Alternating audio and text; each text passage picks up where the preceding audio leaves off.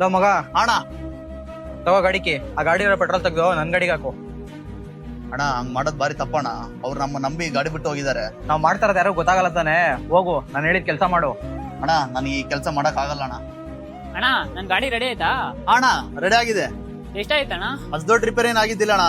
ಒಂದ್ 200 ರೂಪಾಯಿ ಕೊಟ್ಟಾಗಿ ಸಾಕು. ಅಣ್ಣ ಪಕ್ಕದ ಅಂಗಡಿಲಿ 400 ರೂಪಾಯಿ ಹೇಳಿದ್ರು, ನೀವು ನೋಡಿದ್ರೆ ಬರೀ 200 ರೂಪಾಯಿ ಮಾಡ್ಕೊಟ್ಟಿದ್ದೀರಾ. ನೀವು ತುಂಬಾ ಒಳ್ಳೆಯವ್ರಣ್ಣ. ಅಣ್ಣ ಸ್ಕ್ಯಾನರ್ ಕೊಡಿ, ಪೇ ಮಾಡ್ತೀನಿ. ಏನೋ ಎಲ್ರ ಮುಂದೆ ಒಳ್ಳೆ ಅನ್ಸ್ಕೋಬೇಕು ಅಂತ ನಾಟಕ ಮಾಡ್ತಿದ್ಯಾ? ಅಣ್ಣ ಯಾರೇ ಏನಂದ್ರು ನಾನು ಒಳ್ಳೆತನನ ನಾನ್ ಬಿಟ್ಕೊಡಲ್ಲ ಅಣ್ಣ. ನೀನ್ ಒಳ್ಳೆತನನ ಬೇರೆಯವ್ರ ಹತ್ರ ತೋರಿಸ್ಕೋ. ನಿನ್ ಕೆಲ್ಸಿನ ತೆಗಿದೀನಿ, ಹೋಗ್ತಾ ಇರೋ. ಸರಿ ಅಣ್ಣ. ಅಣ್ಣ ಗಾಡಿ ರಿಪೇರಿ ಮಾಡ್ಬೇಕಾಗಿತ್ತು. ನಿಮ್ ಗಾಡಿ ಬಿಟ್ಟೋಗಿ, ನಾನೇ ರೆಡಿ ಮಾಡ್ಕೊಡ್ತೀನಿ. ನಿಮ್ ಗ್ಯಾರೇಜ್ ಅಲ್ಲಿ ಮೆಕ್ಯಾನಿಕ್ ಕೆಲಸ ಮಾಡ್ತಾನಲ್ಲ, ಅವ್ನಿಲ್ವಾ? ಅಣ್ಣ ಅವ್ನ್ ಕೆಲ್ಸ ಮಾಡೋನಿಲ್ಲ. ಸರಿ ಬಿಡೋಣ, ಆಯ್ತು. ಅವ್ನು ಬಂದ್ಮೇಲೆ ಮಾಡ್ಸ್ಕೊಂಡು ಹೋಯ್ತೀನಿ.